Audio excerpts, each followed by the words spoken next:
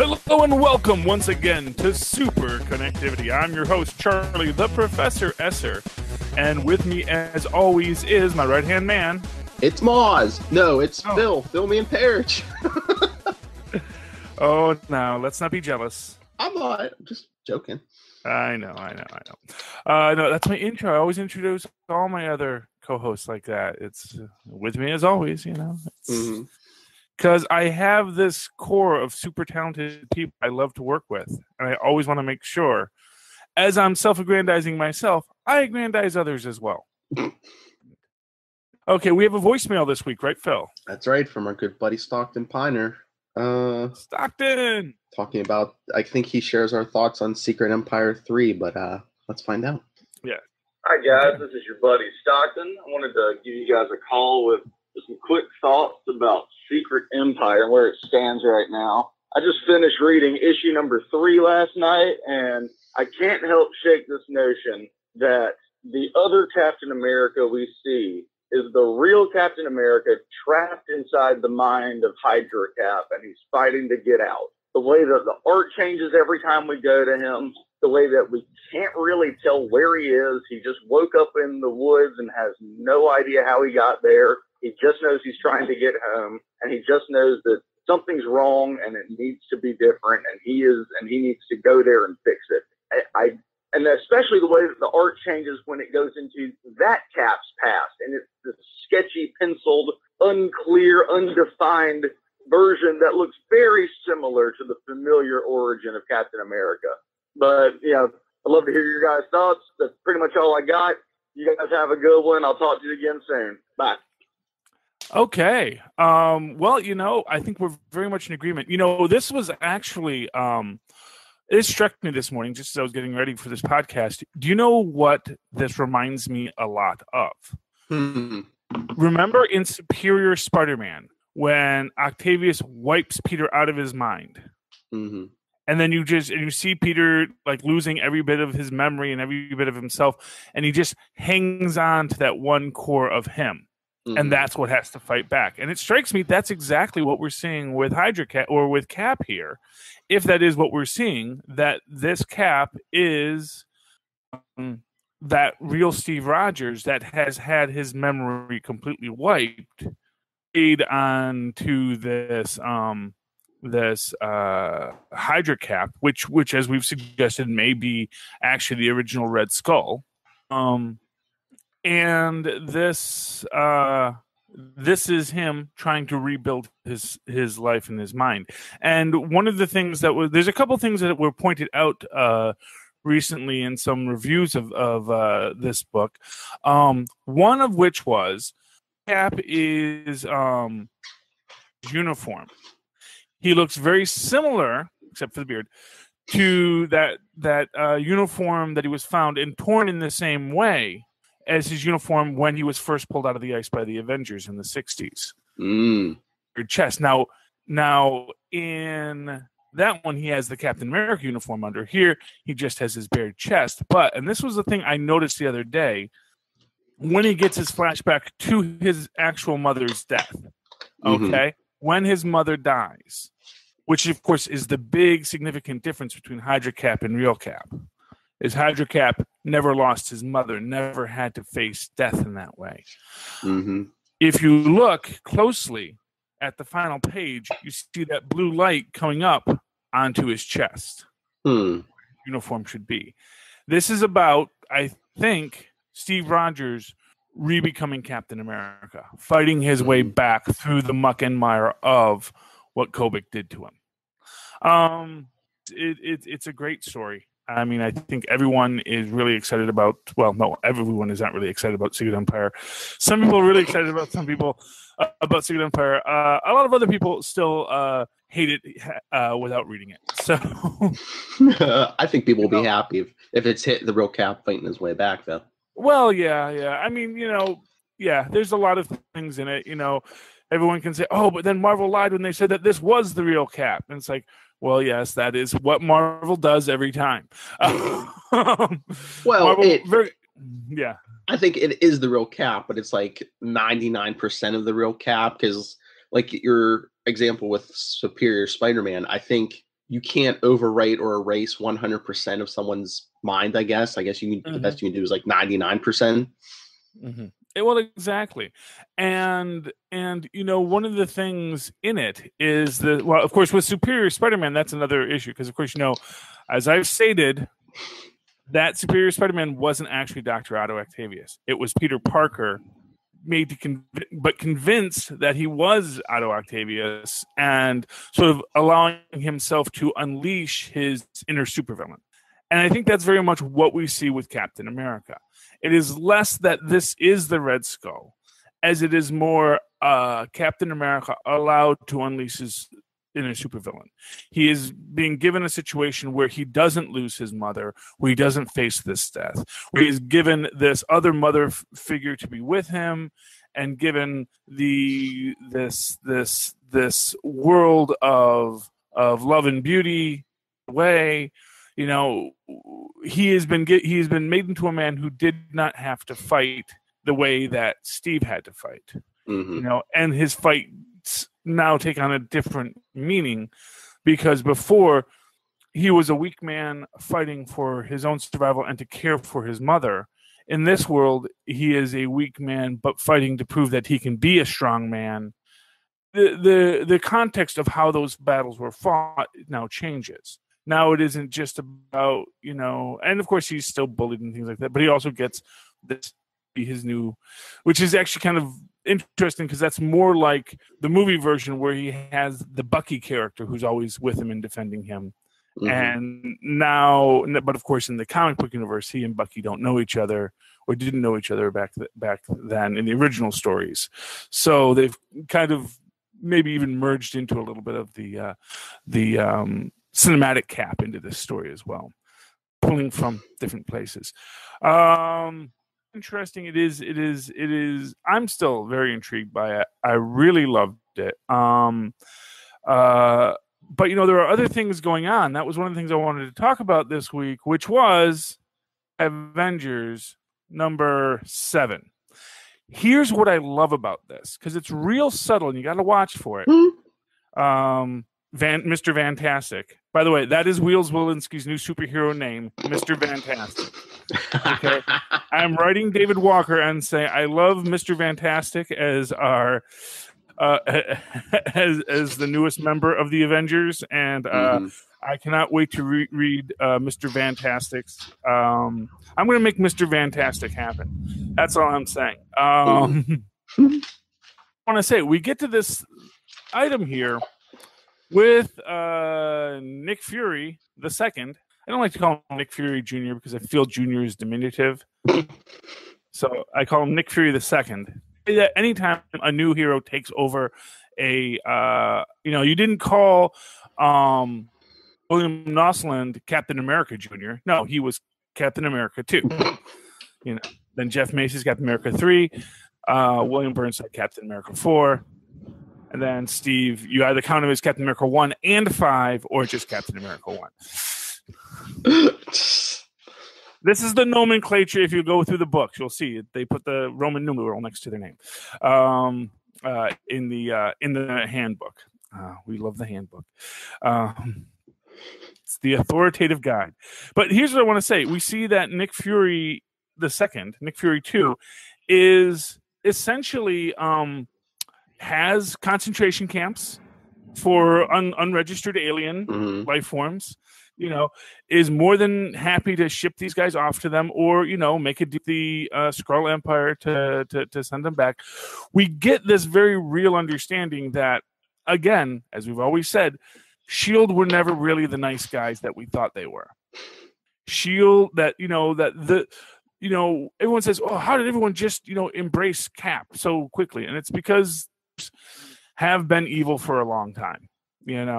And people are always willing to accept a little evil if it gets them a little bit ahead, at least in this universe, unlike our real world where people are always good and true, just like Wonder Woman believes. By the way, did see Wonder Woman last night. We will be talking about that on Capes and Lunatics tonight. It'll be live, kids, 8 p.m. Eastern. But if you're not watching this now, you won't know it then. But we want to hype that up. Want to get these live editions out there so everyone can see our tech. Yeah, so everyone can enjoy our technical difficulties. Don't say that. Yes, but moving right along. Yeah.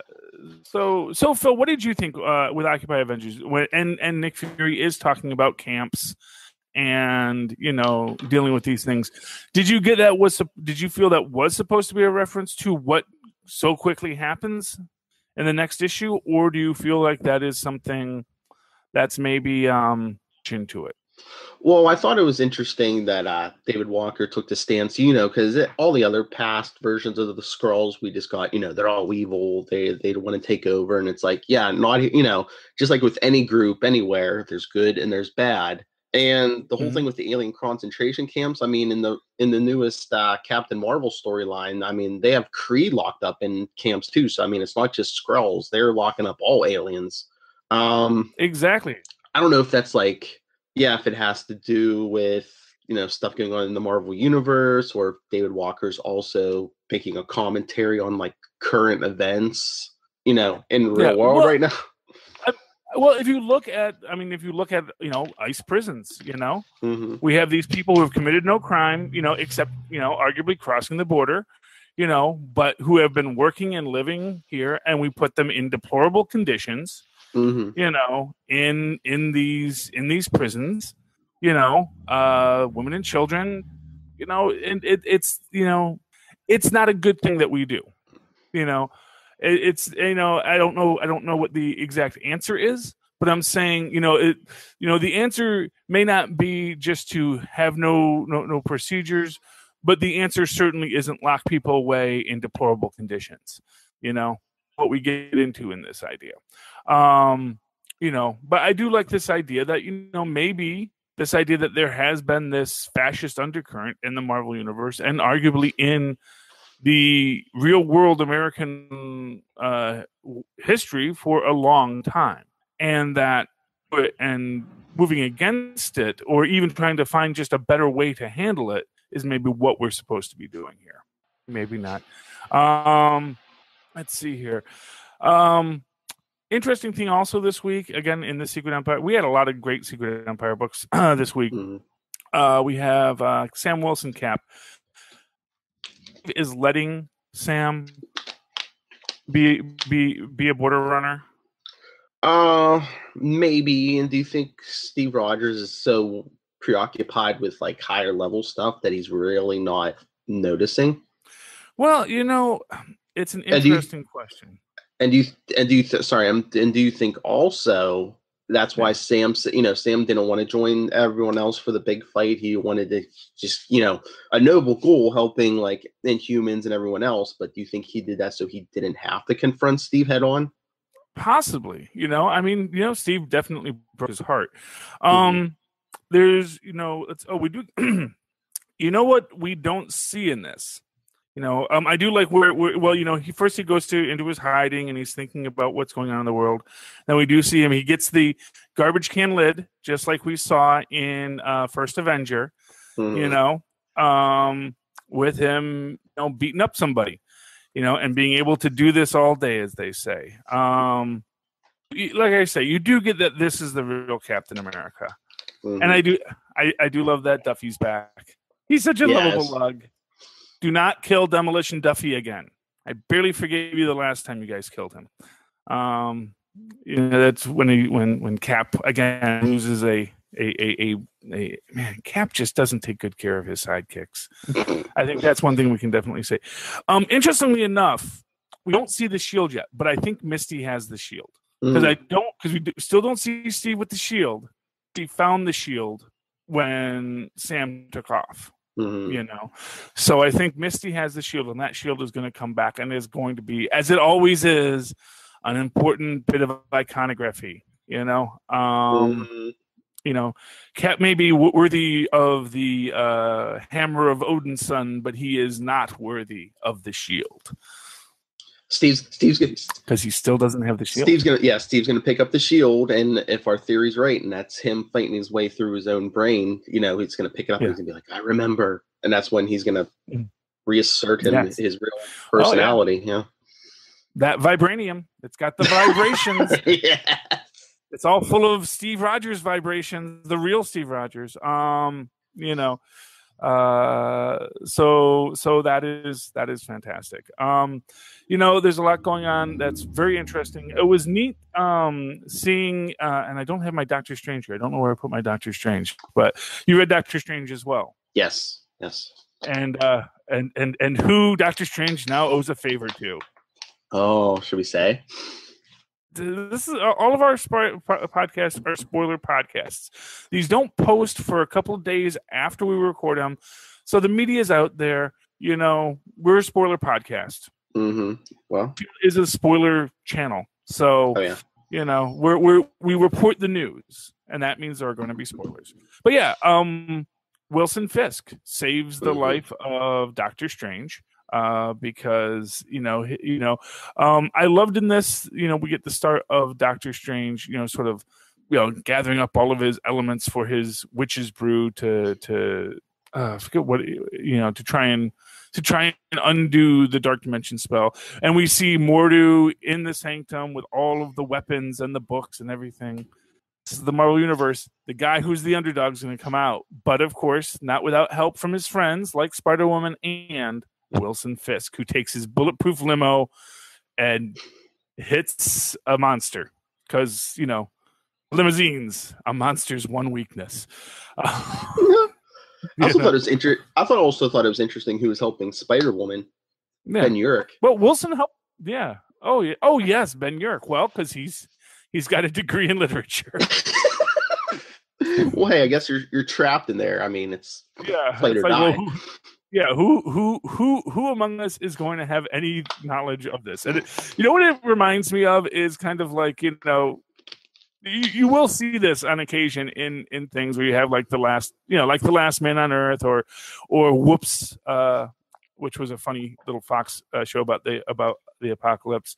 And you'll have someone with some bit of knowledge, and then everyone's like, "Oh, well, you can do that." It's like, well, that's not really what I do. Like, for example, on Whoops, there was this great thing because one of the guys was a pathologist, and they were like, well, what do you think is wrong? And he says, yeah, it could be that. He says, aren't you supposed to be a doctor? He says, I'm a pathologist. Once you guys die, watch me go to work. And in this case, it's like, well, we don't have any magicians because, I guess Satana probably is. I mean, she's kind of evil now too, so I guess maybe she's not really helpful. It's like guys like Hellstrom and Satana, usually they walk that line, Mm-hmm. But I guess they're not walking it today. And Scarlet Witch, we know, has gone over to the dark side for some reason. And who else is there? Well, I guess no one was in the bar with no name at the time. Doctor Strange is there, but no one can find him. And of course, maybe this will lead to the return of Monaco. Not forgiving you for killing Monaco. Maybe he'll come out of his wand, like so many. Okay. Moving right along. Let's see here. Did you read Deadpool? No, I haven't gotten the chance to read Deadpool yet. I do know what happens at the end, though. Okay. Although he just got shot. That doesn't mean he's dead. Yeah. Mm-hmm. Not dead till you see the body in the coffin, lowered into the ground, and then lightning doesn't strike it later. It's very interesting. I just thought it was interesting that you'll see it when you read it. Like first it starts off with Deadpool saying about how when he was a kid, Steve Rogers, Captain America, was a big inspiration for him, and he was a huge fan. And then later, Phil Coulson basically says the same thing in his head. He's like, oh, Captain America was a big inspiration. That's why I joined S.H.I.E.L.D., blah, blah, blah, blah, blah. So I thought the comparisons were interesting where it's like, all it would take is a few maybe little differences in his life, and Phil Coulson could have easily ended up as Wade Wilson. Oh, or vice versa. Well, exactly. Well, that if nothing else, that I think is what Secret Empire is all about. It is the nail. The old Superman story from not old Superman. Well, I guess at this point maybe old Superman story from DC, where it's like, what if Superman had crashed on an Amish farm instead of a Kansan farm? What if it had been someone else? And of course, how all these things and they've done stories like that before. Now that's not one where he becomes evil, but you do have. But that, of course, again is Red Sun too. It's this idea of someone who in a different world, raised in a different way, made to see things slightly differently, can dramatically change who they become. And this is, I mean, not for that's what every what if is, and this is a what if writ large, through cosmic cubery and Faustosian mind control drugs in the water. It is interesting how they're doing it, but they have been, like I said, they've done this story before. This idea the hero turns evil, superior Spider-Man, superior, and again with superior Iron Man, it was still Tony Stark. All the thing did was sort of brought out what was always in him. He was always that venial guy, It was only being brought low by a bomb blast and a weak heart that made him sort of say, well, maybe being a war profiteer isn't the best way to make my life. I guess if you insist, and not for nothing, I think that a lot of what happens with Tony does also tie into the fact that he did have that friendship with Steve. Mm-hmm. So, I think over the years, you pull at a couple of these threads, you make Civil War a more embittered fight. You make you not have Tony face his death much in the way that Steve faced the death of his mother. You take away that thing, and suddenly remaking them into villains isn't that hard. The inherent conceit of a superhero is someone who feels they are above the rule of law and feel that justice is what they say it is, not what any agreed upon institution says it is. We'll see. I think going evil is the new trend because everyone's doing it these days. Like back in the 80s and 90s, the big trend in comics was to replace the hero, with someone else. Now the new trend is everyone going evil. I mean, Steve Rogers, Tony Stark, the hand turned Matt Murdock for a while. We had Superior Spider-Man. Yeah, that's the new trend, going evil. Well, yeah, and even She-Hulk is rage-filled She-Hulk again. Mm-hmm. Which is neat. And honestly, I was actually worried they were ending the series. There's like 2 books. I read them today. I read them this week. Gwenpool and the Hulk, where I'm reading it like, oh man, are they canceling this? Are they canceling this? And with Gwenpool, you really get the feeling that they absolutely canceled it because they have the final thought. You go to the letters page, but then you turn back and you see, wait, what? She can still see like the credits because even though she's back in the real world, she's still in the comic book. Interesting. But Gwenpool isn't going away. There will be another issue of that. There is another issue of the Hulk, even though we seem to have wrapped it up. We're gonna get another arc, so I am really excited about that. Gray She-Hulk. Mm-hmm. So for all of you who said, and I will say, once you put a Hulk in it, it's not. I won't say it's not as good. I mean, it's much more action-packed. It's very cool. But, exactly how this new She-Hulk is really interesting. We see that she has a little bit of that gamma-induced intellectual, difficulty, although she still is actually very articulate, but you can see that she's like, it's all about the pain she's enduring, She's enduring this painful situation, and the change is now painful, and that is interesting. I like that you see that all of her scars are glowing green. On that, trauma is the word of the day, and we'll talk about that a lot on Wonder Woman because I think that was the overall theme of Wonder Woman, was how trauma of war and battle affects people and how it makes them make choices that, for those of us who are all into the fantasy of heroism, it makes us get mad at them for making these choices. Actually endure those traumas the choices you make become much more logical. Actually facing war, actually enduring the blood and the death of things is too overwhelming,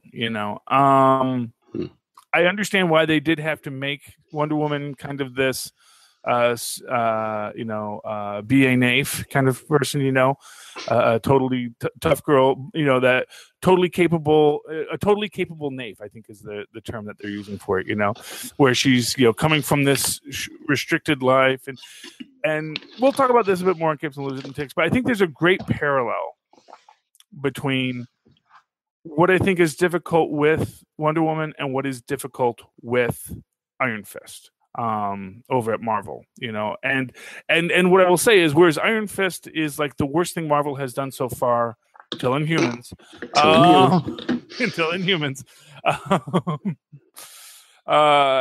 it's because it's being judged against things that were much better. Mm-hmm.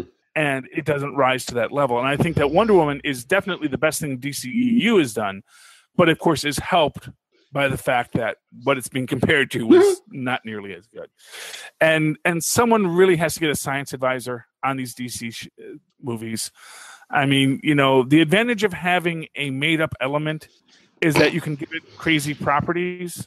Once you start using real things in it, you now have like bound it to something.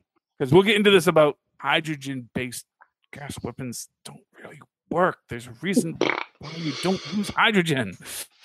But anyway, yeah. I mean, I get what they were trying to say, and also, there's so much around with it that it's like the science is difficult.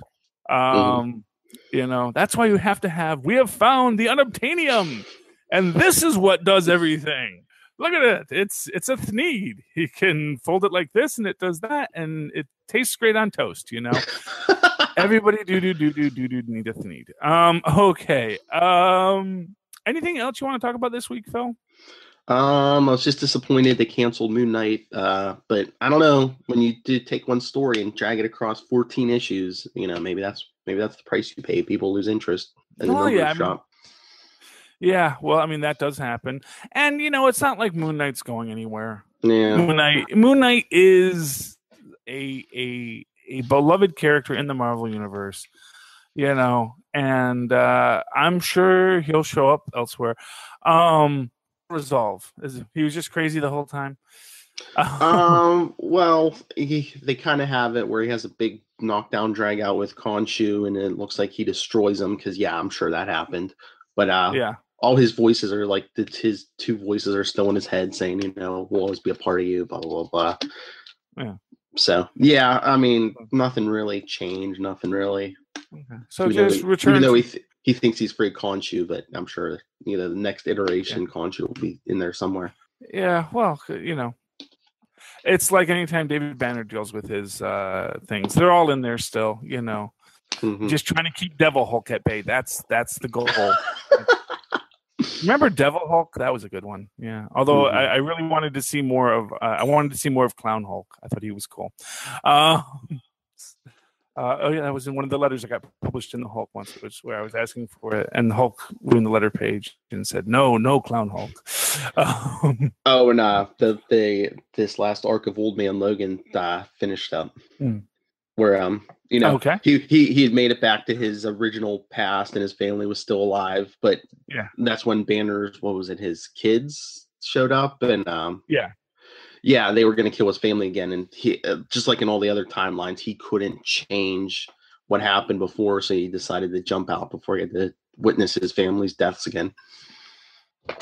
Well, the reason the reason he couldn't save his family was because he was off with Hawkeye running his mission. Mm-hmm. But yeah.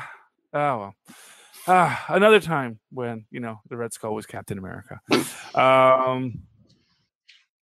Anyway, yes. So I think it's been a great week. Definitely for the comic books.